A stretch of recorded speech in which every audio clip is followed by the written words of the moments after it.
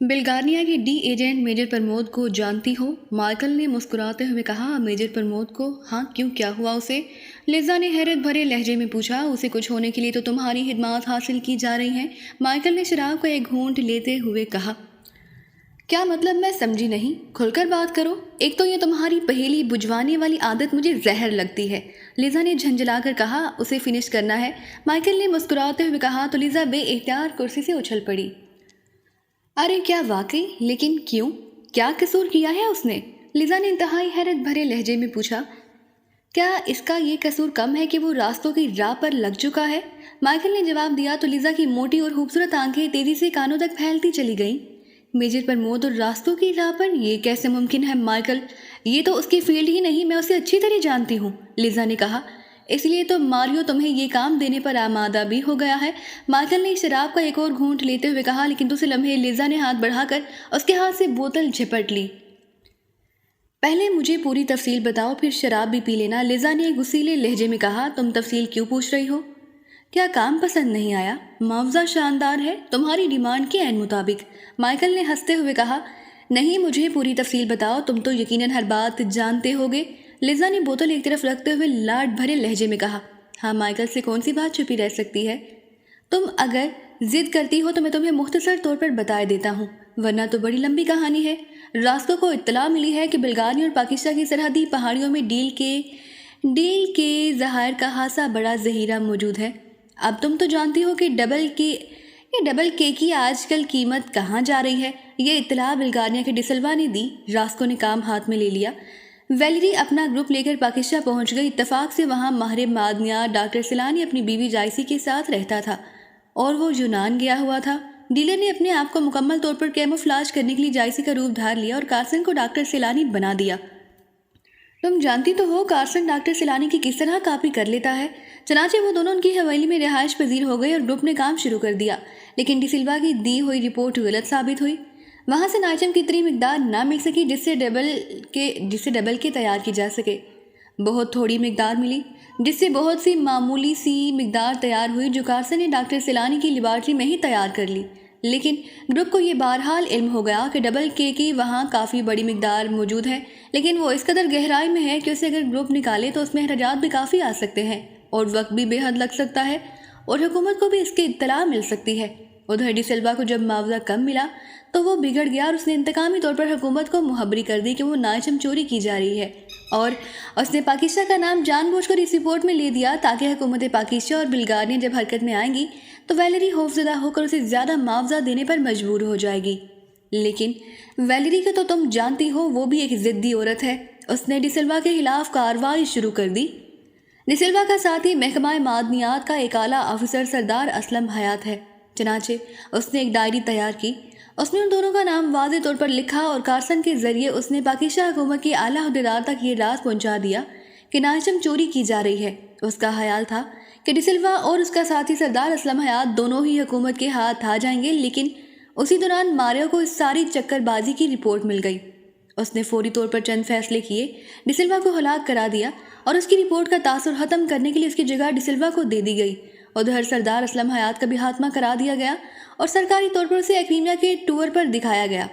Planning ये थी कि यहाँ किसी भी एक्सीडेंट में उसकी जली हुई और कदरे नाकाबिल शनाख्त लाश पुलिस को दिखाकर ये बाब भी ख़त्म कर दिया जाए।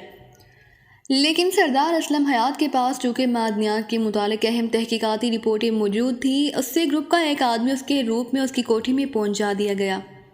उसके मुलाजिम की जगह भी यही कार्रवाई की गई ताकि इत्मीनान से ये तहकीकी रिपोर्टें हासिल की जा सकें। लेकिन हर आदमी जो सोचता है और जिस अंदाज में सोचता है, ज़रूरी नहीं कि सब कुछ वैसा ही हो जाए। चनाचे वाक़यात में तब्दीलियाँ आनी शुरू हो गई। वैलेरी के पास पाकिस्तान का इंतहाई ख़तरनाक तरीन आदमी अली इमरान पहुँच गया। हालांकि वैलेरी का ख्याल था कि किसी माहिर मादनियात को भेजा जाएगा, क्योंकि डॉक्टर सिलानी का ताल्लुक मादनियात से ही था, लेकिन आ गया अली इमरान। वैलेरी ने बहरहाल उसे डील किया और फिर वो डायरी उसके हवाले कर दी ताकि वो सरदार असलम हयात और डिसिल्वा के खिलाफ काम करता रहे। मारियो को ये मालूम ही ना था कि वैलेरी इंतकामी तौर पर यह कार्रवाई कर चुकी है, वरना डिसिल्वा की तरह वो उसका भी कोई बंदोबस्त करता। इमरान वैलेरी से मिलने के बाद फ़ौरन जाकर उस नकली सरदार असलम हयात से मिला। सरदार असलम हयात ने उसे मुश्किल से टाला और मारियो से बात की, تب ماریو کو اصل حالات کا علم ہوا۔ اس نے فوری طور پر اس نقلی سردار اسلم حیات کو اس کے ملازم سمیت وہاں سے نکل جانے کا حکم دے دیا۔ ادھر نقلی ڈی سلوا کے پاس بھی کوئی ماہر معدنیات آنے کی بجائے ڈی سیکشن کا میجر پرمود پہنچ گیا۔ میجر پرمود جس انداز میں کام کر رہا تھا تم اس کے بارے میں اچھی طرح جانتی ہو۔ نقلی ڈی سلوا نے اپنی جان بچانے کے لیے اسے جائسی کے متعلق بتا دیا۔ اس کا خیال تھا کہ ویلڈی اسے آسانی سے سنبھال لے گی، اور میجر پرمود کے جانے کے بعد اس نے ماریو کو رپورٹ دی تو ماریو اور زیادہ پریشان ہو گیا۔ اس نے اسے بھی اسکرین سے فوری طور پر ہٹا دیا۔ ادھر میجر پرمود آندھی اور طوفان کی طرح سیدھا ویلڈری کے پاس پہنچ گیا اور اس نے ویلڈری کو رسیوں سے جکڑ کر اس پر تشدد شروع کر دیا۔ ویلڈری نے بڑی مشکل سے اسے NQ دے کر اور ادھر ادھر کی ہانک کر اپنی جان بچائی، اور میجر پرمود کے جاتے ہی اس نے ماریو سے بات کی تو ماریو نے اسے کارسن دونوں کو فوری طور پر واپس آنے کا کہہ دیا۔ اس طرح وہ بھی واپس آ گئے اور معاملہ ہر لحاظ سے بظاہر ختم ہو گیا۔ لیکن پھر بلغاریہ میں ماریو کے مخبروں نے اطلاع دی کہ اصل ڈی سلوا کی لاش تہخانے سے دستیاب ہو چکی ہے، اور کرنل ڈی نے میجر پرمود کو علی عمران سے رابطہ کرنے اور اس مسئلے کو حل کرنے کا حکم دیا ہے۔ پھر اطلاع ملی کہ میجر پرمود جا کر اس عمران سے ملا ہے اور ان کے درمیان کافی طویل ملاقات ہوئی ہے۔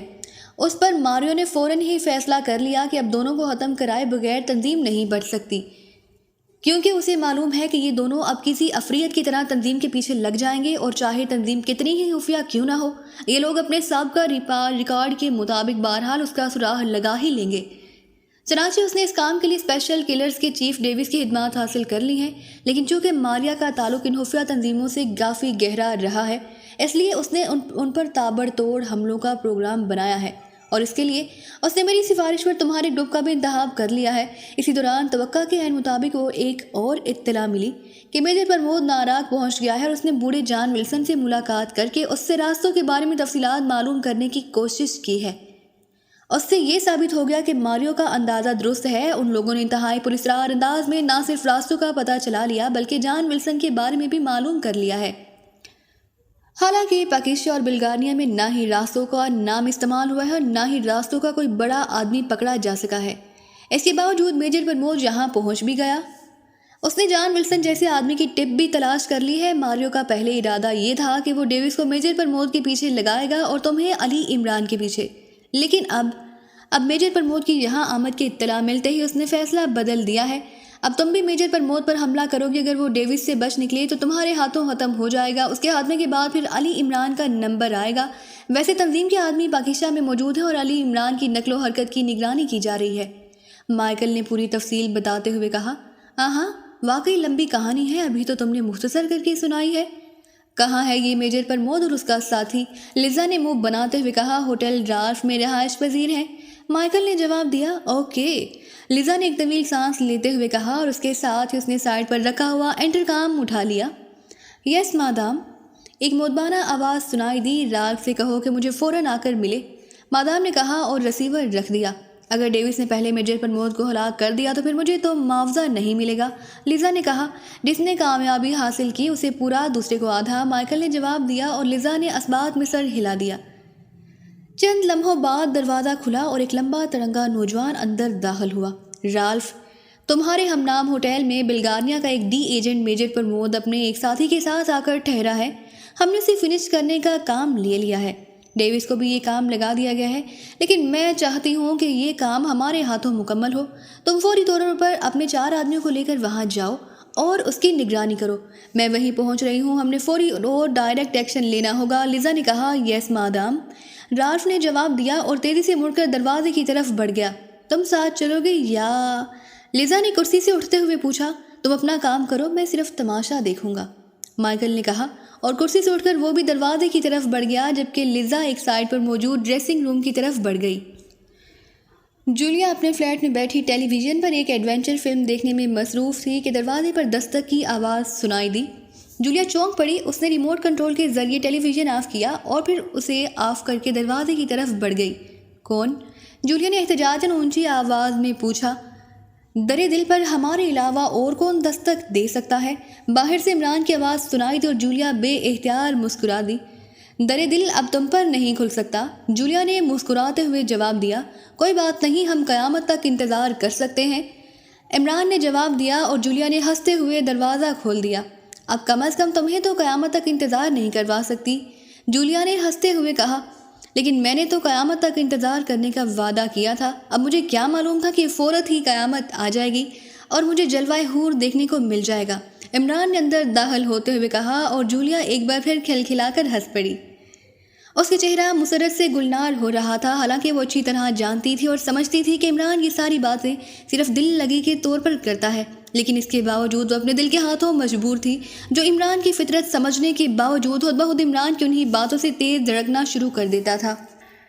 आज कैसे मेरा फ्लैट तुम्हें याद आ गया? जूलिया ने दरवाज़ा बंद करके मुड़ते हुए पूछा। आज एक ऐसी इत्तला मिली है कि दिल बाग बाग हो गया, लेकिन मसला ये था कि बाग में फूल ही ना था, कांटे ही कांटे भरे हुए थे। मैंने सोचा कि चलो उस बाग को सदाबहार फूलों से मुज़य्यन कर लूं। इमरान ने कुर्सी पर बैठते हुए बड़े संजीदा लहजे में कहा तो जूलिया का चेहरा मुसरत और शर्म के मिले जुले जज्बात से गुलगूसा हो गया। उसकी आंखों में तेज़ चमक उभर आई और पहले ही तेज़ी से धड़कता हुआ दिल कुछ और इस कदर तेज़ से धड़कने लगा जैसे अभी उछलकर बाहर आ जाएगा। कैसी इत्तला? जूलिया ने फरते मुसरत से अटकते हुए लहजे में पूछा। चीफ ने हुक्म दिया है कि जूलिया को लेकर यहाँ से फ़ौरन एक्रीमिया जाओ और फिर जो जी चाहे करो, मतलब है तफरी करो, जश्न मुसरत मनाओ वगैरह वगैरह, ताकि आसदीन इमरान को खबर ना हो सके, इमरान ने जवाब देते हुए कहा। क्यों, क्या कोई नया केस शुरू हो गया है? जूलिया ने खिलाफ तवक्का होश होने की बजाय बुरा सा मुंह बनाते हुए पूछा। नया केस? अरे ये केस तो अज़ल से शुरू है, तुम उसे नया कह रही हो? बाबा आदम और अम्मा हवा से ये केस शुरू हुआ था और न जाने इस केस का आखिरी जोड़ा कौन सा हो। बहरहाल ये केस बहुत पुराना है, नया नहीं है, इमरान ने मुस्कुराते हुए जवाब दिया तो जूलिया के चेहरे पर एक बार फिर रंग से बिखरने लगे। मैं उसे कभी तस्लीम ही नहीं कर सकती कि चीफ तुम्हें और मुझे एक्रीमिया तफरी करने भेजेगा। असल बात बताओ, जूलिया ने मसनूई गुस्से से फनकारते हुए लहजे में कहा। हो सकता है चीफ ने यहाँ अपना केस शुरू करने का फैसला कर लिया हो, इसलिए वो तुम्हें बाहर भेजना चाहता हो, इमरान ने जवाब दिया। शट अप, चीफ के मुतालिक कोई बकवास नहीं चलेगी, मैं चीफ से खुद बात करती हूँ, जूलिया ने कहा और फ़ोन की तरफ मुड़ने ही लगी थी कि टेलीफोन की घंटी बज उठी और जूलिया ने चौंक कर पहले सर घुमाकर इमरान की तरफ देखा, जो बड़े मुतमईन अंदाज में पैर पसारे कुर्सी पर नीम दराज हो चुका था, और फिर तेज़ी से आगे बढ़कर उसने फ़ोन का रिसीवर उठा लिया। जूलिया बोल रही हूँ, जूलिया ने स्पार्ट लहजे में कहा। X2, इमरान पहुँच गया है तुम्हारे पास। दूसरी तरफ से महसूस सर्द आवाज़ सुनाई दी। यस सर, अभी चंद लम्हे पहले आया है और वो कह रहा है कि आपने मुझे और इमरान को एक्रीमिया तफरी पर जाने की इजाज़त दी है। जूलिया ने धड़कते हुए दिल से बात करते हुए कहा। तफरी भी कर सकती हो, मुझे कोई एतराज़ नहीं, तुम फौरी तौर पर इमरान के साथ एयरपोर्ट पहुँच जाओ, तुमने उसके साथ एक्रीमिया जाना है फ़ौरन, बगैर किसी तौक़ुफ़ के, X2 ने कहा और उसके साथ ही राब्ता ख़त्म हो गया और जूलिया ने एक तवील सांस लेते हुए रिसीवर रख दिया। उसके चेहरे पर इंतहाई हैरत के तासुरात थे। ये कैसे मुमकिन है? ये तो मुमकिन ही नहीं, जूलिया ने इमरान की तरफ मुड़ते हुए बड़बड़ा कर कहा। क्या मुमकिन नहीं? इमरान ने मुस्कुराते हुए पूछा। यही कि चीफ मुझे और तुम्हें बगैर किसी मकसद के एक्रीमिया भेज दे। ज़रूर कोई ऐसी बात है जो मुझसे छुपाई जा रही है, जूलिया ने होंठ भींचते हुए कहा। असल बात बता दूं, यकीन करोगी? इमरान ने आगे की तरफ झुकते हुए बड़े संजीदा लहजे में कहा। हाँ बताओ, जूलिया ने चौंक कर कहा। मैंने इस बार तुम्हारे चीफ को महा उल्लू बना दिया है, इमरान ने कहा। फिर वही बकवास, सीधी बात करो, जूलिया ने झंझला कर कहा। अरे तुम सुनो तो सही, वही तो बता रहा हूँ। बुल्गारिया में एक साइंसी धात चोरी हुई है, जिसके मुजरिम यहाँ पाकिस्तान में भी काम कर चुके हैं, लेकिन यहाँ चोरी की कोई रिपोर्ट नहीं। अलबत्ता बुल्गारिया हुकूमत इस चोरी और चोरी करने वालों के खिलाफ हरकत में आ गई है और केस मेजर प्रमोद के सपुर्द कर दिया गया। अब कर्नल फ्रीदी तो मेरा मुर्शद है, लेकिन बदकिस्मती से वो मेजर प्रमोद मुझे अपना मुर्शद समझता है। चनाचे मुर्शद है, लेकिन चनाचे वो अपने साथी कैप्टन तौफीक के साथ मेरे फ्लैट पर सलाम करने और मुझसे कामयाबी का तावीज़ लेने के लिए पहुंच गया। तावीज़ तो मैंने अपने खलीफा सुलेमान पाशा से दिलवा दिया, जबकि सलाम खुद वसूल कर लिया। इसने तावीज़ के साथ दुआ की दरख्वास्त की तो मैंने उसे बताया कि बच्चा, दुआ तो मैं कर देता हूँ, लेकिन दुआ की मंजूरी के लिए तुम्हें एक्रीमिया जाना पड़ेगा। चनाचे वो फ़ौरन एक्रीमिया रवाना हो गया, लेकिन उसे एक्रीमिया का मशवरा देने के बाद मेरे अपने दिल में खुदबुद होने लग गई कि मुरीद का तो एक्रीमिया की सैर करे और मैं यहाँ फ्लैट पर बैठा मक्खियाँ मारता रहूँ। चनाचे मैंने चीफ को फ़ोन करके उसे कहानी सुना दी कि जनाब, जिस ग्रुप के पीछे मेजर प्रमोद गया है, वो ग्रुप यकीनन पाकिस्तान की मादनियात बल्कि पूरी पहाड़ी भी चोरी कर सकता है। इसलिए मुझे भी ज़रूर हिफ्ज़े मातकदम के तौर पर जाना चाहिए, ताकि अगर मेजर प्रमोद उस ग्रुप का खात्मा ना कर सके तो उनका खात्मा बिलहैर मेरे हाथों में अंजाम पजीर हो जाए। مگر تمہارا چیف ایک کنجوس آدمی ہے۔ اس نے صاف جواب دے دیا کہ جب پاکستان کیس ہی نہیں ہے تو پاکستان کے عوام کا ٹیکس اس پر ضائع نہیں کیا جا سکتا۔ مجبوراً مجھے اسے آفر دینی پڑی کہ جناب آپ عوام کے ٹیکسوں کا پیسہ خرچ نہ کریں، میں سپر فیاض کے بینک اکاؤنٹ کو حرکت میں لے آؤں گا۔ مگر اس کے باوجود چیف نے سیکرٹ سروس کو بھیجنے سے صاف انکار کر دیا اور مجھے کہا کہ تم چونکہ سیکرٹ سروس کے ملازم نہیں ہو اس لیے جہاں چاہے جا سکتے ہو، اکریمیا چھوڑ جہنم میں بھی جا سکتے ہو۔ اس پر میں نے درخواست کی کہ اگر جہنم میں بھیجنا ہے تو جولیا کو بھی ساتھ بھیجوا دو، تاکہ کم از کم جہنم کی سختیاں جولیا جیسی نیک روح کی وجہ سے قدرے کم ہو جائیں گی۔ خرچہ میرے ذمہ تو پتہ نہیں کیوں چیف مان گیا اور ساتھ ہی حکم دے دیا کہ اگر جانا ہے تو فوراً جاؤ۔ چنانچہ میں یہاں آ گیا۔ یہ ہیں تفصیلات، اب تم بتاؤ کہ کیا تم میرے ساتھ اکریمیا جانے کے لیے تیار بھی ہو یا نہیں؟ عمران نے پوچھا۔ تم اکریمیا کہہ رہے ہو، میں تمہارے ساتھ واقعی جہنم میں بھی جانے کے لیے تیار ہوں، جولیا نے بڑے جذباتی سے لہجے میں کہا اور تیزی سے ڈریسنگ روم کی طرف بڑھ گئی اور عمران کا ہاتھ بے اختیار اپنے سر پر پہنچ گیا۔ تھوڑی دیر بعد جولیا واپس آئی تو وہ لباس تبدیل کر چکی تھی۔ چلو، جولیا نے عمران سے کہا۔ کرایہ اور وہاں رہائش کی رقم بھی لے لی ہے؟ عمران نے جھجکتے ہوئے کہا۔ کیا مطلب، کیسی رقم؟ جولیا نے چونک کر پوچھا۔ میرا مطلب ہے تم جانتی تو ہو کہ میں نے سپر فیاض سے مانگے تھے مگر اس نے صاف انکار کر دیا۔ ڈیڈی تو ایک نمبر کنجوس ہیں، وہ تو ایئرپورٹ تک پہنچنے کا کرایہ نہیں دیتے، کہاں اکریمیا کا کرایہ دیں گے۔ اماں بھی سے اس لیے نہیں مانگے کہ اماں بھی اکریمیا کا نام سنتے ہی بگڑ جاتی ہیں کہ وہ صدا کافروں کا ملک ہے۔ ایک سریا کا سہارا ہوا کرتا تھا، وہ اپنے جیب ہٹ سے کبھی کبھار ضرورت کے وقت مدد کر دیا کرتی تھی، مگر اب شادی ہو چکی ہے اس کی، اس لیے میں اب کیا کہوں، مجبوری ہے۔ ویسے تم فکر نہ کرو، یہ ساری رقم ادھار ہوگی، میں لازماً وہاں کوئی نہ کوئی کیس کنٹرول کر لوں گا اور پھر چیف مجھے جو چیک دے گا وہ میں تمہیں دے دوں گا۔ مگر اب، عمران نے جھجکتے ہوئے کہا اور پھر اس طرح خاموش ہو گیا جیسے اب اسے بات کرتے ہوئے واقعی شرم آ رہی ہو۔ ہاں ٹھیک ہے، راستے میں بینک ہو کر ایئرپورٹ چلیں گے، لیکن یہ سن لو تم نے وہاں کوئی کیس وغیرہ نہیں بنانا، ہم نے صرف تفریح کرنی ہے، صرف تفریح، جولیا نے کہا۔ مگر پھر وہ چیک اور وہ ادھار وہ کیسے اترے گا؟ عمران نے چونک کر کہا۔ کوئی ادھار وغیرہ نہیں، سب خرچہ میری طرف سے ہوگا، جولیا نے کہا۔ چلو، ارے واہ، پھر تو مزہ آ گیا۔ وہ کیا کہتے ہیں، مفت کی شراب تو؟ ارے نہیں، شراب کا ذکر چھوڑو، مفت کی تفریح اور وہ بھی جولیا کے ساتھ؟ واہ، جب اللہ تعالیٰ کرم کرنے پر آئے تو سارے راستے کھل جاتے ہیں۔ لیکن عمران نے کرسی سے اٹھ کر انتہائی مسرت بھرے لہجے میں کہا، مگر فکر کے آخر میں لیکن کہہ کر اس طرح خاموش ہو گیا جیسے کسی بات کی وجہ سے یکلخت جھجک کر رک گیا ہو۔ اب کیا ہوا؟ جولیا نے چونک کر کہا۔ وہ رقم تو تم اپنے پاس رکھو گی؟ عمران نے ہونٹ چباتے ہوئے کہا۔ اپنے پاس رکھوں گی کیا مطلب، میں سمجھی نہیں، جولیا نے حیران ہو کر کہا۔ دراصل ہم مردوں کی عجیب سی نفسیات ہے، خاص طور پر مشرقی مردوں کی۔ اسے خوشی اس وقت ہوتی ہے جب رقم اس کے پاس اور وہ خود اسے آزادانہ طور پر خرچ کرے۔ عورتوں سے حتم خرچ کروانے سے ساری تفریح اور خوشی کافور ہو جاتی ہے، اور پھر تم نے ہر بار پوچھنا ہے یہ کیوں وہ کیوں۔ چلو چھوڑو جولیا، تم آرام کرو، میں بھی فلیٹ جاتا ہوں، جب میرے پاس کچھ رقم اکٹھی ہو جائے گی تو میں پروگرام بنا لوں گا۔ عمران نے ایک طویل سانس لیتے ہوئے انتہائی مردہ سے لہجے میں کہا اور دروازے کی طرف اس طرح دیکھنے لگا جیسے جواری اپنی آخری بازی بھی ہار کر جا رہا ہو۔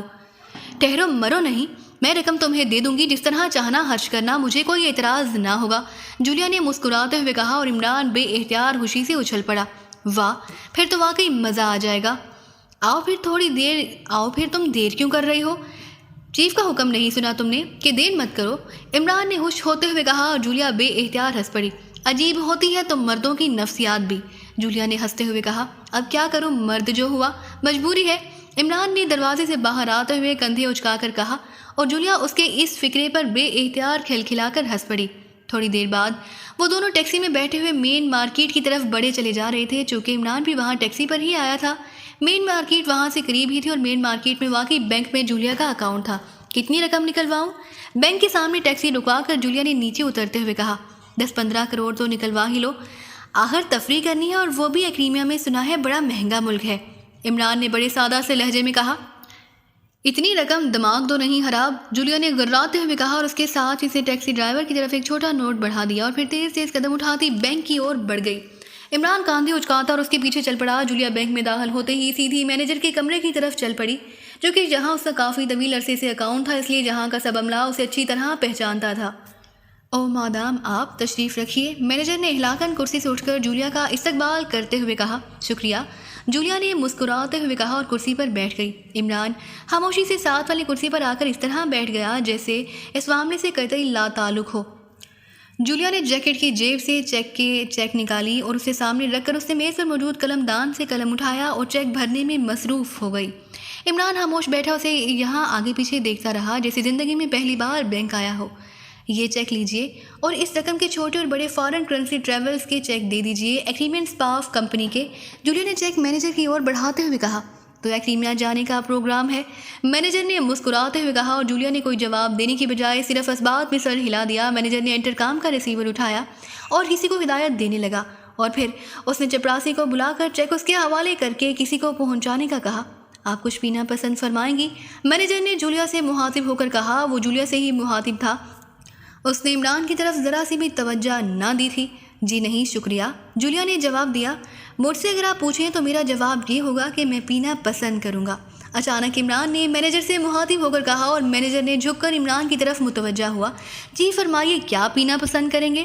مینیجر نے ہلا کر پوچھا۔ پینے کے لیے کیا کیا ملتا ہے یہاں؟ عمران نے ایسے پوچھا جیسے مینیجر کسی ہوٹل کا ویٹر ہو۔